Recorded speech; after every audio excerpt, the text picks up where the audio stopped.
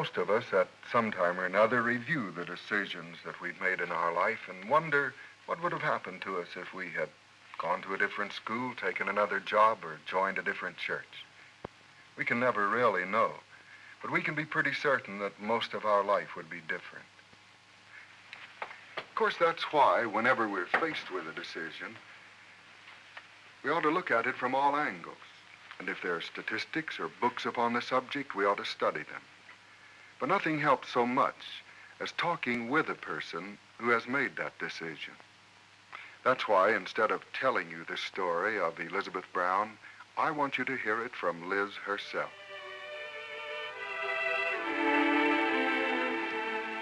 I'm Elizabeth Brown, better known as Liz. And that funny-looking character over there is my husband, Bill Brown. Oh, I know the glow is supposed to wear off after a couple of years. But do you know, I love that man more than I ever dreamed I could when we first married. Now, don't get me wrong, we've had our troubles. And our main problem over a most unusual matter, money. Household, insurance, car, Liz, Bill, savings, tithe. Bill's right. Next week's all gone, too.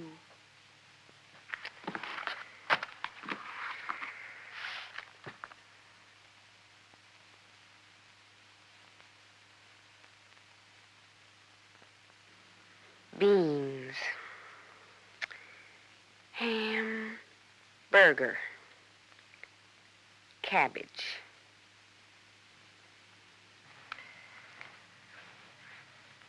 So early in the morning? Yes, on an empty stomach, too. Oh, here's that $5. Come on, let's eat. Thanks. I'll pay you back next week. Mm-hmm. Oh, no, I guess the next week. Planning on retiring on the interest. Oh, we'll, rework that budget over tonight. Bill, there are only two accounts we can possibly rework. The savings account and the tithing account. Well, that means there's only one, then. The savings account. Tithing doesn't belong to us, remember? Oh, yeah. That's right. Bill, did you really tithe out of your allowance when you were a child? Mm-hmm. Why? Oh, nothing. I was always given a dime. Sure was hard to part with it when I was running low, too. Did your family check on you to see if you put it in? No, at least I don't think so. We all tithed. You must have been a very nice little boy. That night, someone came in or something. Anyway, we didn't get around to the budget until, must have been about a month later. We were dressing for church. I didn't know you shined your own shoes. I thought you always had Joe do them. Well, I was running a little late, and I just thought You don't need a haircut. You didn't have enough money. Oh, Bill, I didn't even pay back the interest. How selfish can you be? But there is still some money in the savings account. Why didn't you borrow a little from that until we get things straightened out? I have, Liz, as far as we dare go. We just have to have a little in case of emergency. Yes, I know we do. Bill, I feel like a heel. I never realized before how much money it takes for piddling little things like laundry and cleaning and newspapers. I haven't been a very good manager, but I'm trying, and I'll try even harder. But in the meantime, darling, why don't we take out enough for you to have a haircut in the morning? You can pay it back next week. Wednesday's payday, and I'll just sit with my coat up over my neck so people won't notice your woolly husband. Say, you got any shoes you want shined? They're pretty good. Bill, I don't get it. Last Sunday, that lady sitting by us had on a fur coat that cost more than everything we own put together. She put in a quarter. We big shots put in a $10 bill. That church is full of people, plenty able to support it without even missing it. Why don't we let them do it? At least until we can catch up.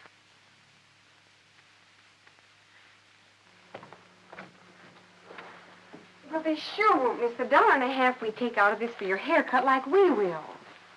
Look, Liz, a tithe isn't something that's measured by what we're able to give compared to what somebody else is able to give. It's strictly between you and your Creator. Maybe that woman in the fur coat sent in a check for $1,000. Maybe she only gave a quarter. That has nothing to do with us and our tithe. Oh, maybe not, but what difference would it make, Bill? Just $1.50 out of this 10. We could make it up next week. The church is full of people who support it. Well, it's like I've told you. I don't think that money is ours to decide anything about. Don't you see, honey? I guess I don't. It's more than simply setting aside a certain amount to give to the church each week. It's a pattern, a way of life. It's something you believe in. Either you tithe or you don't. Well, if we're going to get to church, we'd better step.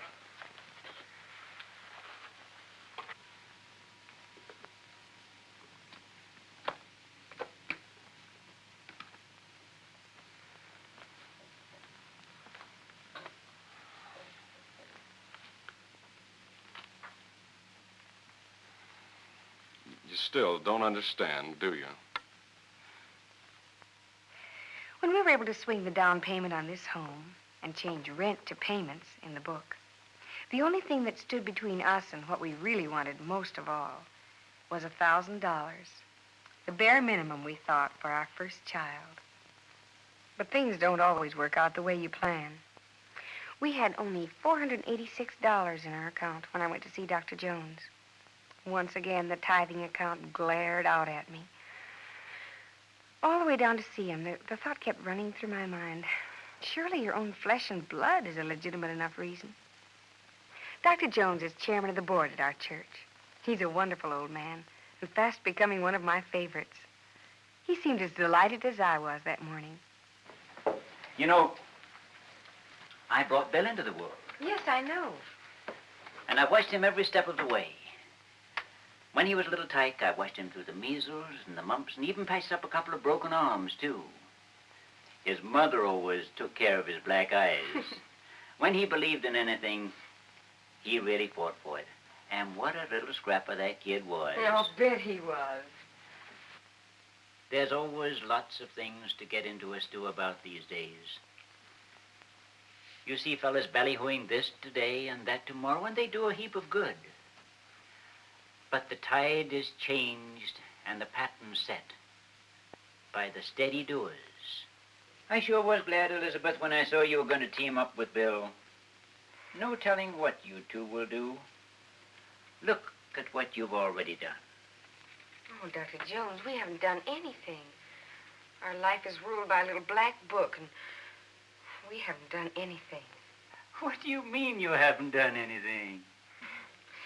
Bill's working so hard to get ahead, and I've had so much to learn about cooking and keeping house. And we don't have any money. Child, don't you know what you've done? No. Reverend Brown took your tithe as an example at the board meeting on Wednesday night. Oh, he didn't use any names, but I knew who he was talking about. You kept a missionary in Africa for 2 months. You bought the milk for the underprivileged children in the day school for over a year now. You helped a man to go across the country to be with his wife when she died. You put the faith into your minister to challenge his congregation. You put the vision into the eyes of others to join you.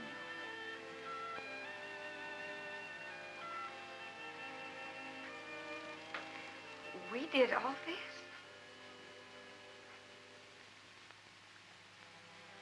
I never thought about what it did. I just thought about all that it could do. And that's as it should be. Keep looking forward, and you will find that your child will be born into a safer and better world. Because you and Bill have a sense of responsibility for needs other than your own. And you have the courage and conviction to do something about it, day in and day out. No, sir. There's just no telling what you three will do. I still can't talk about that day. Maybe you'll think I'm a hypocrite, but I couldn't tell Dr. Jones the truth. Not then. For you see, finally I understood what Bill had been trying to tell me all along. That tithing is more than just taking a portion out of your income. It's a way of life. It's an expression of what you believe in. What's that poem? I love you not only for what you are, but for what you make of me. There's not much I can add to a story like that. It makes it clear, I think, that tithing is not so much a way of giving as it is a way of living. And many a person, many a family has discovered that for themselves in our time. And your pastor, or your priest, or your rabbi would be glad to discuss with you this way of life. Or I have this folder here. What about this tithing business? It answers most of the questions. Why should I tithe? How should I tithe? What's the easiest way? I'd like to send you a copy, for it's good information to have and keep. So take a card or a letter and address it to me, the pastor, in care of this station. And on the back of the card or in the letter, at the top write the word tithe. And then be sure to put your name, your address, your city and state. Remember, your name, your address, your city and state, and at the top of the card write the word tithe. And address it to me, the pastor, in care of the station to which you're listening, and I'll put your copy in the mail immediately. This principle is made clearest in this one verse from the last book of the Old Testament, a promise which has never failed. Bring ye all the tithes into the storehouse, and prove me now herewith, saith the Lord, if I will not open you the windows of heaven, and pour you out a blessing that there shall not be room enough to receive it.